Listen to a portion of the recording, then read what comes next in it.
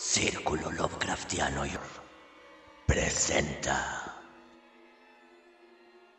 Hola, buenas tardes, Rogelio Cesario del Círculo Lovecraftiano y Horror. Aquí estamos en otra entrevista, en esta ocasión con Javier Jiménez Barco, directamente desde España, que nos va a hablar de su editorial Barzum y de unas novedades bastante interesantes para todas las personas que les guste el tema Lovecraftiano.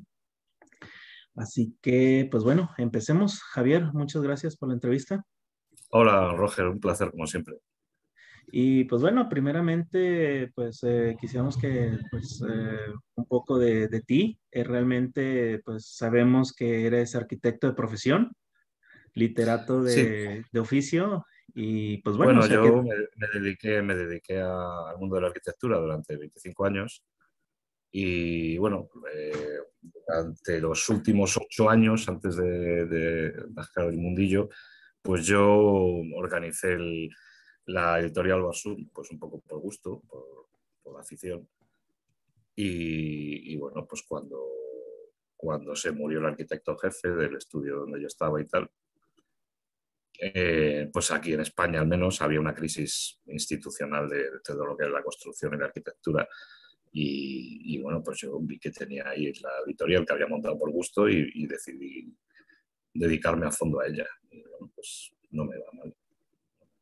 ¿y cómo te fue en los inicios de la editorial? Porque realmente empezaste desde cero, realmente empezaste Y con empecé una desde página cero, de empecé internet. desde cero. Empecé, pues bueno, pues de la manera más tonta, en una página web cuando Internet estaba en pañales, que prácticamente pues no existían estas cosas. Y no había ninguna página web acerca de la literatura pulp y del mundo pulp en castellano. Había algunas muy buenas en inglés. Y entonces, pues en la época aquella de los foros de Internet, porque no existían las redes sociales, pues yo creé una página y se fue creando una comunidad en torno a esa página y fue creciendo la comunidad y fueron creciendo los colaboradores, porque al principio era yo el que suministraba todo el material en cuanto a traducciones y artículos, pero la gente fue colaborando de una manera muy generosa y cuando nos quisimos dar cuenta pues tenemos un montón de material y algunas editoriales incluso pues nos robaron traducciones que teníamos ahí colgadas pues un poco para que todo el mundo pudiera.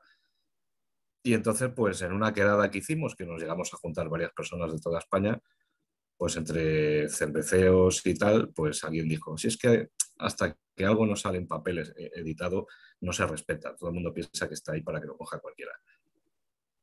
Y pues a lo mejor por los efluvios etílicos, pues empezamos a decir, venga, a ver, venga, vamos a hacer una editorial.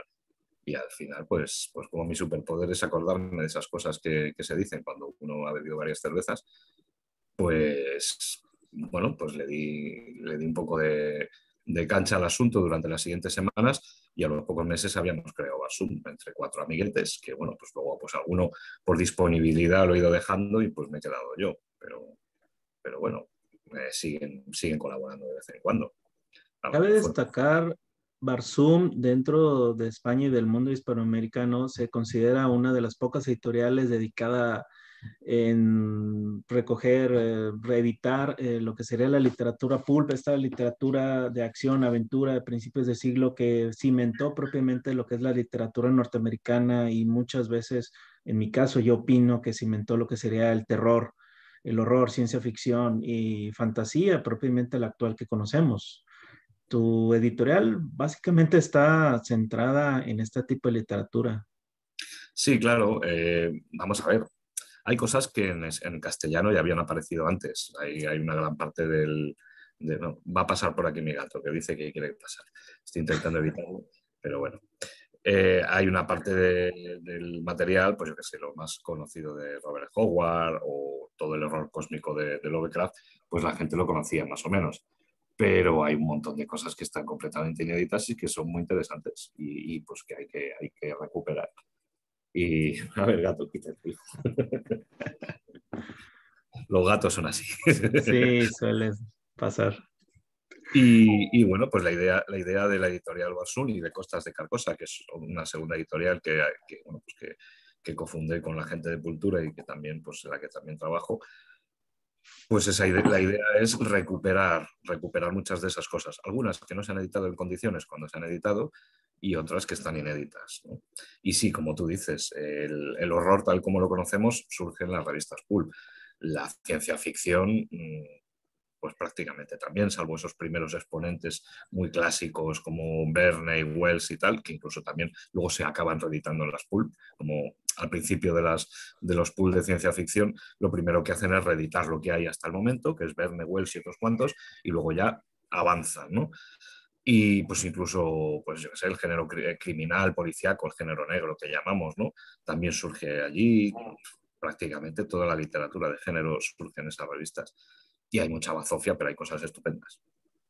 De hecho, cabe destacar que dentro de la editorial tú eres traductor y eres un experto en la literatura Lovecraftiana, howardiana. ¿Qué te implica el traducir a Lovecraft? O sea, realmente, ¿qué nos puedes decir sobre eso? Realmente traducir a Lovecraft, bueno, o sea, es un Hombre, a punto estas y alturas aparte. yo le tengo cogido el truco, como decimos aquí. Pero las primeras veces que uno se aproxima a los textos literarios de Lovecraft, no resulta sencillo, por la manera que tiene de construir las frases, porque en ocasiones es un poquito rebuscado. No es fácil, no es fácil. Es más fácil traducir sus cartas, por ejemplo, que también son muy interesantes y en las que hay muchísimo material, incluso cuentos y tal. Porque él de alguna manera está más relajado, no pretende escribir una obra literaria y entonces digamos que su prosa es bastante más directa. Pero, pero en lo que son las obras literarias propiamente dichas, es un nombre complicado de traducir. Bueno, a estas alturas ya yo ya tengo la mili hecha con Lovecraft y ya le tengo cogido el truco. ¿Consideras en un principio que batallaste para agarrarle el molde al concepto de Lovecraft en español?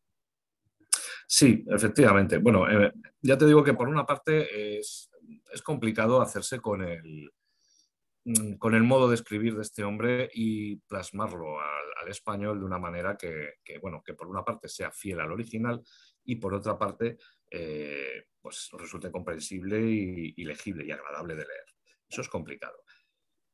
Y luego, claro, evidentemente no puedes evitar que te apasione el personaje, que te apasionen las sagas que hace y que necesites ahondar más en todo ello, ¿no? Aparte de lo que ya se ha publicado en todas partes. Entonces, bueno, hay una serie de gente, como por ejemplo Yoshi en Estados Unidos, pues, que ha sacado a la luz un montón de manuscritos inéditos y un montón de cartas inéditas. Y pues, ahí hay mucho material y sobre todo hay mucha explicación sobre el proceso de creación de algunas de sus obras más interesantes, ¿no?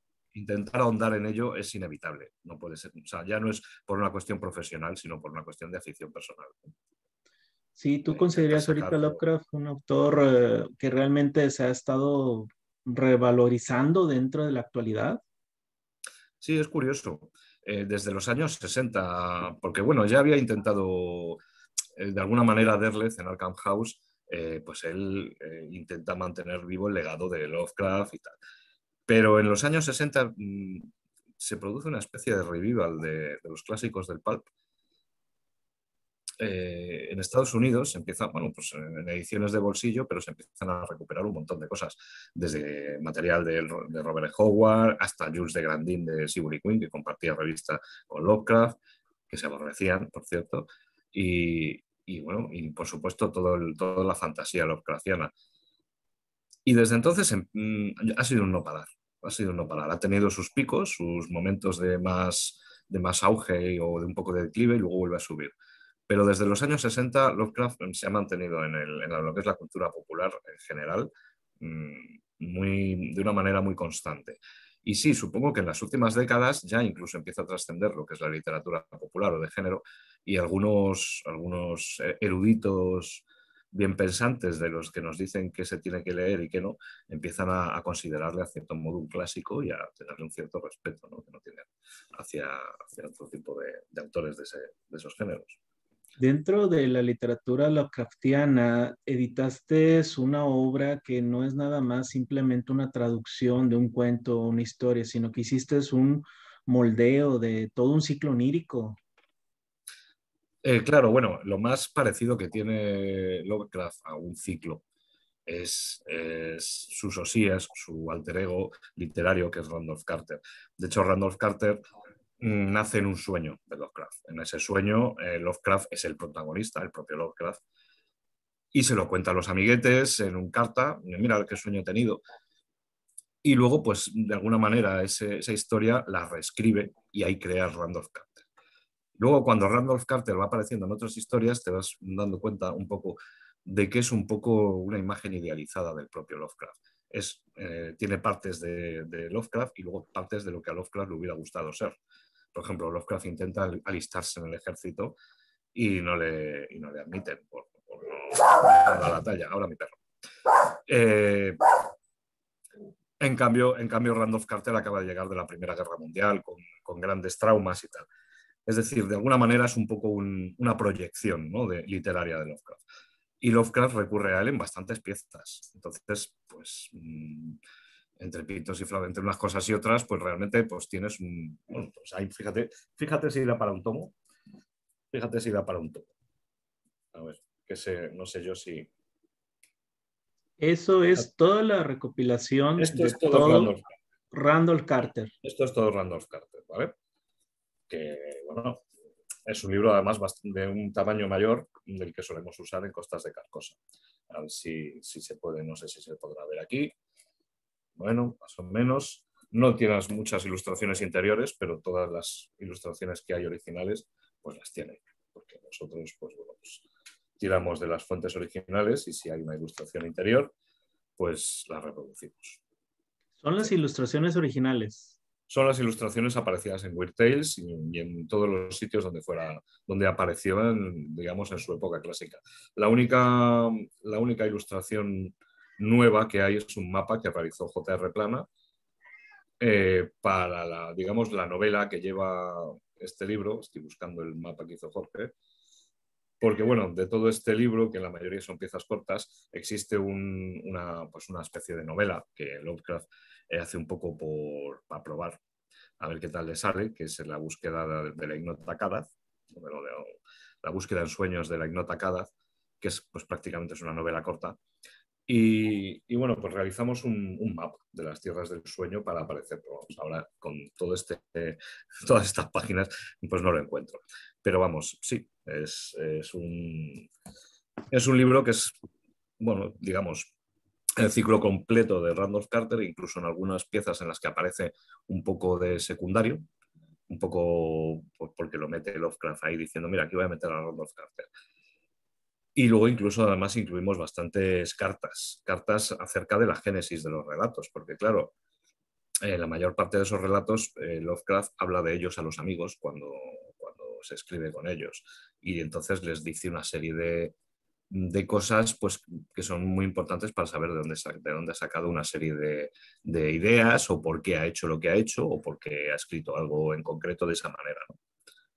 ¿Qué Entonces, tanto bueno, tiempo te logró desarrollar este concepto? Porque uno es, vamos a buscar toda la literatura de Randolph Carter, unirla en un solo libro, en un solo tomo, y aparte le das un plus añadiendo estos comentarios que son los que agrandan el concepto, porque Lovecraft en las cartas se dejaba llevar pensamientos, ideas, y los mismos amigos del círculo Lovecraft le redituaban otras ideas. Simplemente de ahí surgió la colaboración que debe estar incluida en tu libro con Ed Hoffman Price, sí, bueno, donde con... hay muchísimas cartas con Price Ujú. puestas al final ya te digo, la parte final, que es de la sección de cartas. El grueso de esas cartas son con Price, ¿no? De hecho, la colaboración surge con una visita, es decir, con un encuentro en persona entre Price y el propio Lovecraft. Porque Price es de los pocos que llega a conocer en persona a Lovecraft, a Howard, bueno, casi todos Carson sus Smith. compañeros de Weird Tales. El hombre Ujú. viajaba y los fue conociendo. Y bueno, pues en una reunión con Howard y otro amigo, en el que Price y el amigo estaban bebiendo, y Howard y Lovecraft evidentemente solo bebía agua, pues Price intenta convencer a Lovecraft de hacer una continuación de A través de las puertas de la llave de plata. Y bueno, pues Lovecraft dice, bueno, ya veremos, ya tal. Y bueno, pues Price no se deja desanimar y la escribe, que es El Señor de la Ilusión, que aparece aquí también. Hay de hecho, en el libro, una de las piezas no es de Lovecraft, sino que es la pieza original de Price. Ujú. ¿De acuerdo? Y bueno, pues un pastiche de Randolph Carter escrito en vida de Lovecraft y que bueno, que se suponía que iba a ser lo que se iba a quedar. Entonces se lo manda a Lovecraft y Lovecraft dice, bueno, esto no es exactamente lo que yo quería hacer. Y empieza a darle la vuelta y acaba haciendo lo que se conoce como la colaboración entre Lovecraft y Price, pero que en realidad de Price tiene muy poco, como bien se ve en el libro, y además, como también se ve en las cartas, ¿no? Que claro, Lovecraft se disculpa un poco con su amigo, le dice, bueno, me he dejado llevar un poco, se me ha ido un poco de las manos, perdona, no sé qué, pero lo vamos a firmar a medias, pero vamos, prácticamente es todo Lovecraft. Lo cual incluyes en este libro, Por lo cual es muy esas divertido, cartas. es muy divertido ver las dos versiones del cuento, que no tienen nada que ver una con la otra, salvo que las dos parten del mismo comienzo, ¿vale? Que es el final de A través de las puertas de la llave de plata. Pues bueno, pues las dos empiezan en el mismo momento, pero luego ya cada historia es completamente diferente. Entonces es divertido poder compararlas, ¿no? Sí, porque realmente muchos pueden leer la historia con Egmont Price o algunos de los primeros relatos de Randall Carter, que creo que el primero es del 28, es de la edad temprana de Lovecraft. Y aquí englobas todo, realmente puedes conocer el personaje en sí, o sea, realmente es un ¿Sabes lo que concepto. pasa? Realmente no fue una cosa que fuera una inspiración repentina, porque realmente en Basum todos los libros que estamos sacando, mm, salvo alguna excepción que es una pieza concreta, siempre tienen ese espíritu. Es decir, si yo quiero sacar, no, pon, por ejemplo una recopilación del Rey Cool de Robert Howard, eh, yo lo que hago es que no me limito a las cosas que han salido previamente en otras ediciones, sino que buceo a ver qué encuentro, a ver qué hay. Primero averiguo todo lo que hay. Si hay alguna cosa que está inédita o que no hay manera de encontrar, pues yo no saco el libro hasta que la he encontrado. Y luego también, evidentemente, busco las cartas de Howard, en este caso, por ejemplo, para ver todo lo que escribió sobre esta saga. Es decir, en Barsum, por lo general, cuando hacemos un libro sobre sobre alguna saga de algún autor conocido, lo que intentamos es hacer algo compacto, completo, que lo incluya todo y que no se deje nada, ¿no? Entonces, ese es un poco el espíritu que tengo. A mí, como lector y como aficionado, me molesta mucho cuando quiero leer algo, pues una saga, por ejemplo, de algún autor, y tengo que ir en diferentes libros. Ah, mira, este cuento está en este tomo, este otro cuento está en esta recopilación. Luego estos tres salieron juntos. Eso me fastidia mucho tener que ir de libro a libro. Lo que me gusta es tener el libro todo ordenadito, cronológicamente, explicado con todo lo que hay. Hasta incluso los fragmentos inconclusos, lo que se quedó inédito, lo que se quedó en el tintero.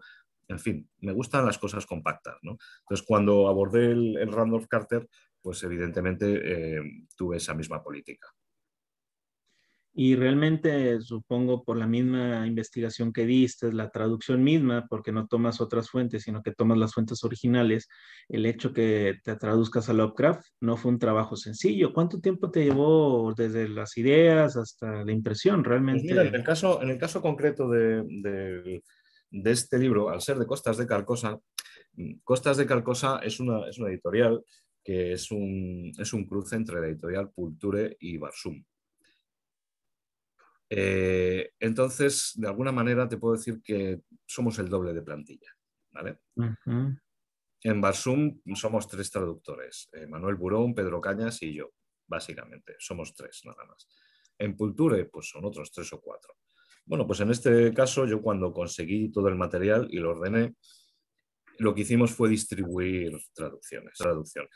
Y luego nuestra correctora, que es implacable y que es muy buena, le dio un aire a todo para que todo tuviera de alguna manera, porque claro, al haber un equipo de traductores, al haber varios traductores, se hace necesario de alguna manera plancharlo todo para que todo quede con un mismo tono y un mismo lenguaje. Ujú. Que el lector, aunque el cuento cambie, no vea un cambio de lenguaje de alguna manera diga, ahí, aquí qué ha pasado, y esto lo traduce otro. Eso no se ve, ¿no? Entonces, en este caso, lo que es la traducción de Lovecraft, mi parte, la que hice, no me llevó más allá de unas semanas o unos meses, no mucho, muy poco. Lo que pasa es que fue un libro muy complicado de producir y desde que se acabó hasta que apareció al final, que además apareció en plena pandemia cuando empezaba todo, pues pasó más de un año. Pasó más de un año. Digamos que fue la postproducción lo que se alargó, más que lo que es las traducciones. Y dentro de los otros libros que tienes, hay unos muy interesantes bueno, para los que no lo conozcan, la literatura pulp de terror, principalmente donde publicaba Lovecraft, era la revista Weird Tales, que fue una de las más longevas, realmente terminó, no me acuerdo, mediados de los 50, realmente fue de las Sí, pocas que pudieron sobrevivir. quiero recordar que fueron desde el 23 hasta el 54, 21 Ajá. años. Sí, y realmente tú estás editando el facsimil para los Sí, no versados en el tema. El facsimil es una reproducción exacta a la obra original. En este caso, tú estás editando una recopilación de la Weird Tales tal como en su por época años de y en publicación. formato, vamos a ver, pseudo facsímil, porque claro, eh, a ver, ¿cómo te lo explicaría yo? No estamos publicando un número en concreto igual. Si lo hiciéramos, sería el número de un mes y además estaría en inglés. Entonces, desde el momento que lo que yo estoy haciendo es recopilar por años y hacer una selección de lo mejor de 1950, lo mejor de 1927, pues claro, rompo lo que es no es exactamente igual y además está en español, pero está maquetado con el mismo tipo de letra, con el mismo tamaño, las mismas ilustraciones, todo. O sea, lo ves y es un facsímil de Weird Tales. Yo había publicado pues, el año anterior un libro de ensayo, que es Weird Tales y una guía visual, pues bueno, que recopilaba una serie de artículos, una serie de artículos que había ido editando en diferentes revistas acerca de Weird Tales, ¿no? La verdad es que esto lo saqué en Barsum, lo saqué en mi propia Ujú. editorial y es de los que más se han vendido. A mí me sorprendió bastante porque bueno, fue un poco para iniciar la colección de ensayo y funcionó Hay que fantástico. destacar de estas revistas las portadas, eran geniales. Claro, ¿sabes lo que pasa? Que en este caso, pues, bueno, cada capítulo, bueno, pues lleva muchas ilustraciones en blanco y negro, pero antes y después de cada capítulo hay siempre una página doble con, con cubiertas, ¿no? Con cubiertas. Aquí hablo un poco de lo que es todo el pool de fantasía y horror, con especial énfasis en Weird Tales, por supuesto, pero también hablando de sus compañeras de viaje y sus competidoras, ¿no? Y entonces, pues justo después, y además del mismo tamaño, como verás, bueno, voy a ver si, a ver, no sé si se verá. Ese era el Tienen tamaño el mismo original. tamaño, pues estoy sacando lo que decías tú de los facsímiles, ¿no? De Weird Tales, que llevamos 5 ya. Llevamos 5. Estamos sacando también facsímiles del Capitán Futuro, que es un personaje de Edmond Hamilton muy divertido, de pura space opera. Y además de esos facsímiles estamos sacando los de Weird Tales, que llevamos el del año 1938, el de 1934, fíjate, con La Reina de la Costa Negra, de Robert Howard. Sí, la portada. Bueno, la portada, todo lo que hay en portada es porque está dentro. Es decir, si ponemos en portada La Reina de la Costa Negra, es porque la tenemos en... Con los dibujos originales de la Weird Tale, Claro, ¿verdad? realmente es como un facsímil, lo que pasa es que está en castellano, ¿de acuerdo? Ujú. Entonces, bueno, pues la maquetación es la misma, las ilustraciones son las mismas. En este caso, como es del 34, son ilustraciones de Hugh Rankin en su mayoría, que era un poco más limitado, pero bueno, tiene aquí una novela corta, Jack Williamson, que es una especie de Fu Manchu en la isla del Doctor Moreau, una cosa muy rara, muy Ujú. divertida. A ver, aparte del 34 y 38, tenemos 1929 también, bueno, pues esta ilustración de portada es la de Resurgir de Bemoth, que tiene bastantes puntos en común con la llamada de Chulhu, que acababa de publicarse poco antes. Y bueno, pues que tiene es un horror que viene del mar, igual que pasa en la llamada de Chulhu. Muy Hobson. Sí, también, efectivamente, y con Hodgson. El rastro de Chulhu, este es el de Es 1940. el último, ¿no? Este es el que ha salido hace poco, efectivamente, Ujú. que viene la primera parte de la novela corta, de la novela del rastro de Chulhu, de Derleth, que es muy pulp, muy divertido, pero no llega a la altura de Lovecraft, evidentemente, y consta de 4 piezas. La primera pieza salió aquí en 1944. Cuando saquemos el del año siguiente, pondremos la segunda pieza también en portada. O sea, es decir, la idea es que las 4 piezas que conforman el ciclo del rastro de Cthulhu pues se puedan leer en su formato original. Que además, ¿Podrías poner un poco el editorial para que vean el tamaño en los que se publicaban originalmente las obras? Realmente es muy grande sí, la revista es un original. poco, fíjate, es un poco como el de tamaño, es el Ujú, tamaño, el formato comic book, el ujú. comic book de toda la vida, que es pues menos que un DIN A4, que un folio, pero más que lo que es un libro, ¿no? Es un tamaño intermedio, pero que es bastante grande. Mira, este es Esta curioso, portada es clásica de la porque es edición del año 42 canadiense y no apareció en Estados en Unidos. Estados Unidos.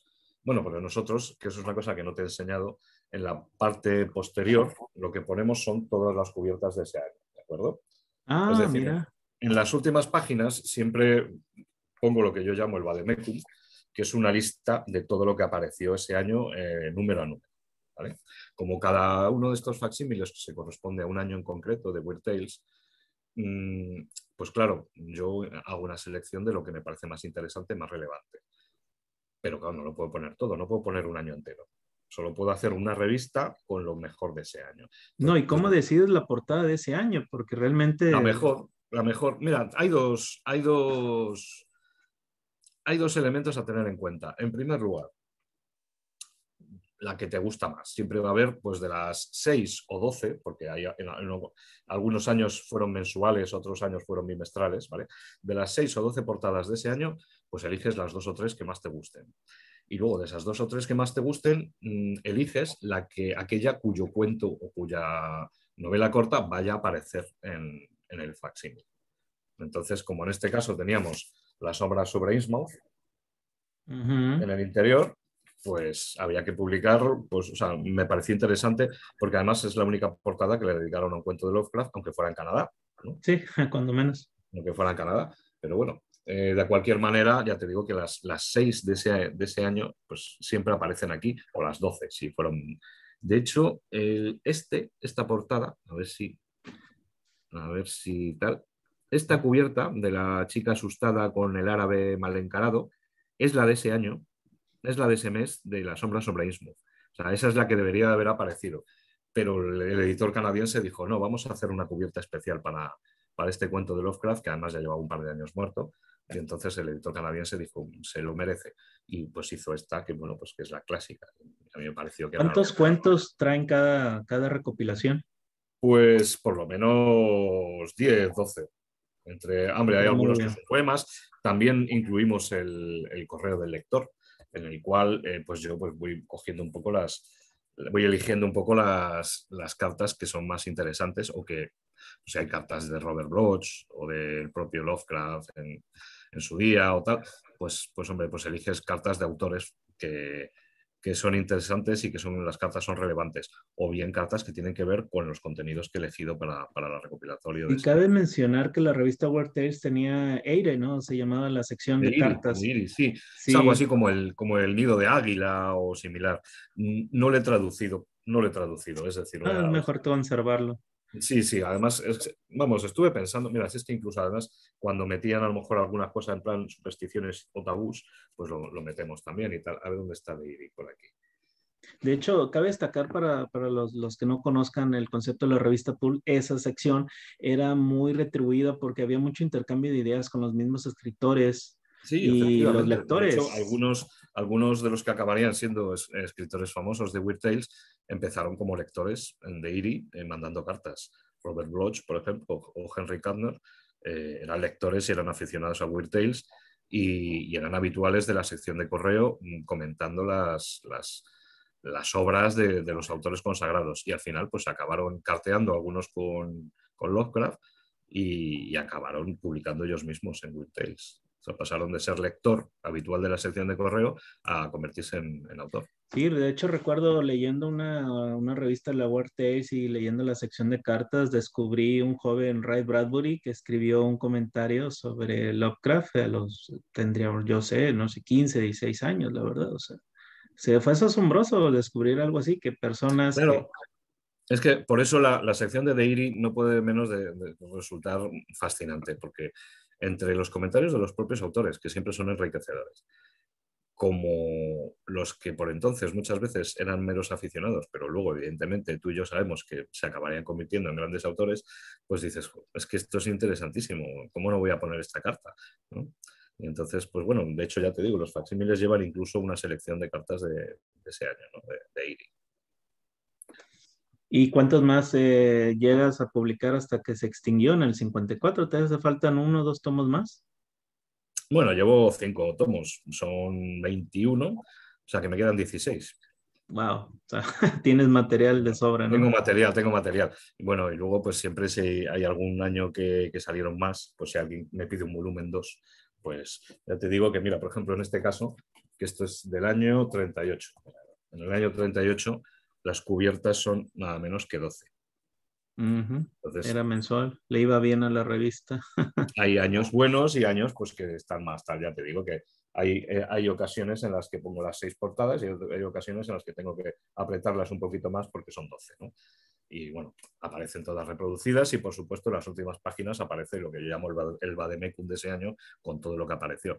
Porque me parece puede parecer un poco tonto, pero al final creo que le puede resultar interesante al aficionado poder mirar en las últimas páginas de la selección Weird Tales todo lo que se ha ido publicando en esa revista, ¿no? Para localizar tal o cual cuento y ver cuándo se publicó y en qué fecha y en qué número. Sí, y cabe destacar que la Weird Tales no necesariamente editaba solamente terror, llegaba a editar ciencia ficción, aventura, que pues Fantasía. tienes una De hecho fantasía, o sí, sea. hay historias de ciencia ficción. Edmond Hamilton, casi todo lo que sacaba en Weird Tales era la patrulla interestelar, que es una especie de Star Trek en los años 20. Y casi todo lo que sacaba era ciencia ficción. Jack Williamson tiene cosas de fantasía y aventura y tiene cosas también de ciencia ficción. Eh, y luego, sobre todo, hay mucha fantasía. O sea, no es solo terror. Claro, toda la espada de brujería y toda la fantasía pulp clásica se genera y se crea en Weird Tales. Con lo cual es una revista que es muy interesante. Te iba a comentar una duda que tengo, tú que conoces más que nada muy bien este tema. ¿Qué hubiera pasado? Se mencionó que cuando la Weird Tales iba a ser, antes de que su editor Estrella Fairwork fuera contratado, se le ofrecieron A a un Lovecraft. joven Lovecraft. ¿Qué hubiera pasado? Y él no quiso aceptar, porque de hecho, no tengo entendido, está casado, no quiere Yo creo cambiarse que de habría lugar. cerrado, fíjate. Yo creo que habría cerrado. Las razones Claro, serían, ten en cuenta que Weird Tales venía de un intento de adentrarse en el mercado pulp y había fracasado. Tras un par de años de andadura, no había conseguido suficientes suscriptores, suficientes ventas. El formato era ligeramente diferente en esos primeros años. Y claro, Lovecraft lo que le pasaba es que no tenía un sentido comercial demasiado acusado. De hecho, muchas veces muchos compañeros suyos se lo dijeron siempre, que él siempre se consideró un artista y no se consideró en absoluto una persona comercial. muy intelectual. Claro, él tiene muchas obras que él sencillamente no quiere ni que se publiquen, porque las ha escrito por su propio placer. Por ejemplo, el Cadath de Randolph Carter. Entonces, no le veo yo que hubiera tenido futuro como editor, porque el editor pues tiene que editar cosas que le parecen una porquería, pero que sabe que van a tener mucho tirón comercial y que gracias a esas cosas va a poder seguir sacando cosas buenas, por otra parte. En Lovecraft, por ejemplo, eso no habría sido capaz de hacerlo. A lo mejor, seguramente se habría puesto muy exquisito y habría salido 3 o 4 números formidables y luego habría cerrado ya para siempre, jamás. Con lo cual, lo que hizo, lo que es el hecho de que Farnsworth Wright fuera el editor que acabó quedándose, bueno, pues desde el 25 hasta el 37, que el hombre se tuvo que jubilar porque tenía Parkinson, el tío pues catapultó la revista y la convirtió en la mejor revista de ese género que ha habido. Con lo cual, yo creo que fue para bien. Aunque Lovecraft echaba muchas pestes de Wright y decía que publicaba mucha porquería y que siempre quería complacer a sus lectores, que eran medio tontos. Pero vendía. pero vendía. Y gracias a que vendía, pues podía sacar cosas de Clarkston Smith, de Lovecraft y de otra gente, pues que a lo mejor pues, tenía más calidad. Sí, cabe destacar que realmente yo también pensé lo mismo, que no pudiera avanzar mucho, porque Lovecraft dentro de su criterio intelectual, pues hubiera escogido obras que él hubiera escrito o él hubiera admirado, y Claro. realmente no necesariamente era lo más comercial que hubiera habido en ese tiempo. Y bueno, cabe destacar la literatura pulp, ese concepto de aventuras, de inicios de la ciencia ficción, terror, fantasía. Tú también tienes un libro donde hablas de la historia de la literatura pulp a través de Sí, sus inicios. me lo encargaron un poco antes de que empezara todo esto de la pandemia y cuando en España nos confinaron, digo, pues ya está, digo, esto es un libro encargo que me encargó el editor de Diablo, dice, oye, mira, tú qué tal. Y me dediqué a escribirlo y la verdad es que salió en septiembre del año pasado y se ha vendido estupendamente. Por otra parte, además, es un tapadura. Tienen, por cierto, un tamaño muy similar al de los facsímiles. O sea, de tamaño pues es bastante similar. Lo único que pasa es que, claro, es mucho más gordo, es una tapadura y es todo color. Y El, hablas de todo, todos de los todo, claro, géneros, de hablo de todos los revistas. géneros. Hablo de todos los géneros. De hecho, los capítulos, bueno, pues está dividido en una serie de capítulos y en cada capítulo pues me dedico pues al pool generalista, a las aventuras, al terror, a los vengadores, al criminal, pues hablo un poco, hablo de Todos todo. los géneros que había en los pulps. Vienen ilustraciones interiores, en este caso, por ejemplo, de Blue Book, que era a varias tintas, era una revista que me gustaba mucho, era una revista generalista, pero de mucha calidad. Y luego, pues claro, vienen portadas, algunas a página completa y, y otras, pues bueno, a ver, pues en pequeñito. Bueno, esta es la primera de Tarzán, el debut de Ujú. Tarzán, Al de los Story. monos, claro. Cómo no hablar de Tarzán? ¿Cómo no hablar de Conan? ¿Cómo no hablar de, pues yo qué sé, del Llanero Solitario? En fin, Sí, de aquí está todo. hecho, para las personas que no conozcan la literatura pulp, hubo, aparte, muchos creían que la Werther era muy popular y demás, pero recuerdo llegó a editarse unos, no recuerdo, 200 números en toda su historia, pero recuerdo que una del oeste, me puedes corregir, llegó a editar 3.000 ejemplares. Tuvo una... Weird Tales ha pasado a la historia pues, por la calidad de la mayoría, la calidad media de sus historias y porque consiguió congregar en la revista a una cantidad de autores formidables, de una calidad tan grande, que dices, madre mía, tenía el all-star de autores de fantasía y terror. Pero no era de las que más vendían. De hecho, tiene años en los que va un poco floja. En cambio, hay otra serie de revistas pulp que son absolutamente una máquina de hacer dinero. Desde Adventure a Argosy, por ejemplo, que es una revista generalista y que es muy regular, que tiene hay números que son muy interesantes y otros que no interesan, pero esas eran quincenales, y a lo mejor quincenales, pues desde el año 8 hasta el año 50. Pues imagínate la cantidad de números que se pueden haber publicado, ¿no? Y con unas tiradas de 100.000 ejemplares, una bestialidad, una bestialidad. 100.000 Entonces, ejemplares mensuales, sí, imagínate. bueno, algunos sacaban 50.000, algunos sacaban 80.000. Weird Tales, no, Weird Tales yo no creo que tuviera una tirada tan grande, pero hay revistas que funcionaron durante décadas como verdaderas máquinas de hacer dinero, ya te digo. El oeste, las revistas del oeste en general eran de las más cotizadas, pero a la gente le gustaba mucho leer western, ¿no? Todas las editoriales tenían 5 o 6 títulos diferentes de western. Y bueno, pues quien dice western, dice aventuras, dice policíaco, la revista Black Mass, donde surgen Dashiell Hammett, Raymond Chandler y todos los grandes del género negro. Bueno, si es que es un mundo que es inabarcable. ¿Cuántas revistas pulp llegaron a ser publicadas en su mayor auge? ¿Tienes algún número? No, no tengo. Yo te puedo hablar de cientos al mes, o sea, de cientos de revistas distintas al mes durante algunos años pues de auge, cuando hay más títulos a la vez en los kioscos, que tú llegas ahí y te encontrabas pues con cientos, o sea, pero así, a lo mejor 150, Cientos de 200 ediciones de diferentes. revistas, ciencia ficción, fantasía, terror, marineros, ferrocarriles, eran géneros inacabables, la verdad.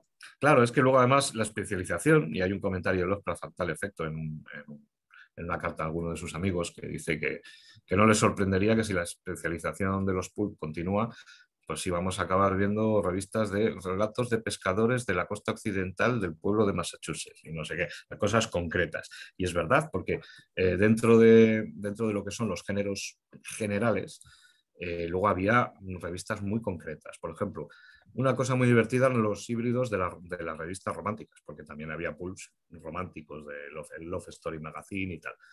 Y eran, pues yo qué sé, por ejemplo, revistas de la policía montada, pero con toque romántico. Porque a lo mejor pues, a la persona de turno le quería leerse una novela romántica con policías montadas. Pues había una, ¿no? O si te gustaba la novela de aventuras, pero lo que más te gustaban era la novela marina, pues había pulps de piratas o de los altos mares o de marinos, o sea, concretamente, ¿no? ¿Te gustaba el western, pero te gustaba la guerra civil norteamericana? Pues había algunos que eran solo y exclusivamente sobre la guerra civil norteamericana, sobre la guerra de secesión, ¿no? Entonces dices, pues es que si yo quiero algo en concreto, ahí me interesa una cosa en concreto, siempre va a haber una revista que lo va a ofrecer, ¿no? No, Era muy y curioso. esta competencia entre las revistas, imagínate, cientos de revistas editadas en un mes, cuántos autores no necesitaban, y la búsqueda era inalcanzable, o sea, aceptaban títulos de cualquier autor, y esto provocó una misma competencia entre ellos, y podríamos decir que esto propició a la mano de algunos editores como de Astounding, que elevaran la calidad del producto, y ya cuando se extinguieron las pulp, pues solo los autores comenzaron a relucir, ¿no? O sea, realmente yo siento que la literatura pulp surgió los géneros actuales de ciencia ficción, fantasía, terror, o sea, que conocemos actualmente. Sí, es que el tema es que había una industria. Eso lo comento en el libro, Chicago Marte por 15 centavos, una historia de las revistas Pulp. Este es el libro Ujú. que me encargó Diablo y que la verdad es que he quedado muy contento con cómo lo han hecho. Lo que comento al principio es que las circunstancias son tal que se crea una industria del entretenimiento barato en Estados Unidos, pero una industria. Es decir, Industria. que hay muchísimo dinero y que hay muchísima demanda de manuscritos y de historias. Entonces, pues mucha gente que a lo mejor no se habría animado a escribir en otras circunstancias, se encuentra con que no solamente puede que le admitan sus cuentos o sus historias, sino que encima se las van a pagar. Y luego se da el caso de algunos autores en concreto que mm, dicen, pues es que yo puedo vivir de esto perfectamente, y algunos se hacen hasta millonarios. Eh, Edgar Rice Burroughs, bueno, pues el hombre pues, se hizo de oro con Tarzán de los monos, las cosas como son. Y Johnson McCulley con El zorro, pues prácticamente igual. H. Bedford Jones, que es menos conocido hoy en día, le llamaban el rey de los pulps porque es que publicaba prácticamente en todas las revistas. El tío estaba todo el día, recibía las visitas, tenía varias máquinas de escribir y recibía a las visitas mientras escribía en una y en otra y tal. Hablaba con ellos. Ah, hola, tal, no, tómate algo. Y bueno, y es que estaba todo el puñetero día escribiendo. Y el hombre, pues es que vivía de eso, pero tenía una producción formidable. Y además era muy bueno. Entonces, claro, había una industria, la gente pues podía escribir y podía vivir de ello y podía ganarse sus dólares. Eso hoy en día no se puede No, concebir. y estamos hablando que toda la década de los 30 era una década de plena crisis en Estados Unidos, entonces era una opción muy válida y podían vivir bien. De hecho, sí he escuchado que por un relato pagaban 200 hasta $300, lo cual pues Claro, depende podrías de la vivir. revista. Había revistas que pagaban mejor, o incluso que pagaban rápido, y otras que pagaban mal y tarde, o que te podías tirar a lo mejor hasta 2 años después de haber aparecido el cuento en la revista. No, Lovecraft siempre estaba quejándose pues de Wright, pero luego cuando vendió a Amazing, el color que surgió del cielo, Hugo Gernsback, bueno, pues yo creo que es la única relación que hubo entre Gernsback y Lovecraft fue ese cuento, fue el horror que surgió, el color que surgió del cielo. Le estuvo dando largas hasta que le pagó una miseria.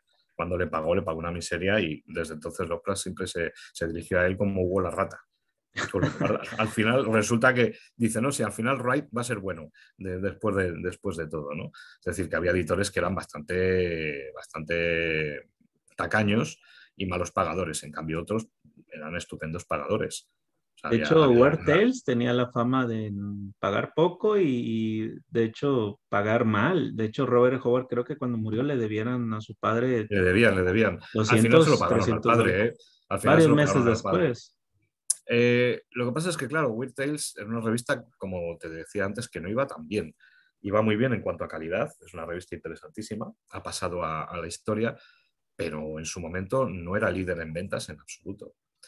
Entonces, pues el editor, la verdad es que tenía que hacer auténticos juegos malabares para seguir sacando la revista y pagando a los autores, cosa que hacía, pero hacía mal, pero lo hacía. Y al final, claro, cuando muere Howard fue un palo para todo el mundillo, incluyendo los editores de Weird Tales, y por supuesto le pagaron al padre lo que le debían a su hijo.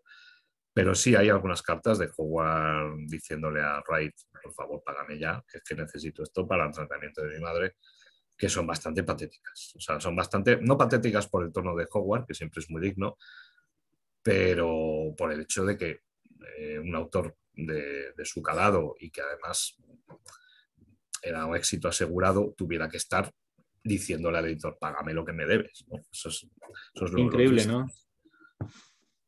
Y Javier, una pregunta. ¿Qué es lo que viene en un futuro para Parsum? ¿Qué planes tienen a futuro? ¿Qué lecciones Bueno, tienen para traducir? estamos sacando todas las aventuras de Jules de Grandin, que es un investigador del oculto que aparecía en la revista Weird Tales, que Lovecraft pues siempre desdeñó porque eran historias muy divertidas y muy formulaicas y no eran en absoluto artísticas desde el punto de vista Lovecraftiano, pero son tremendamente divertidas.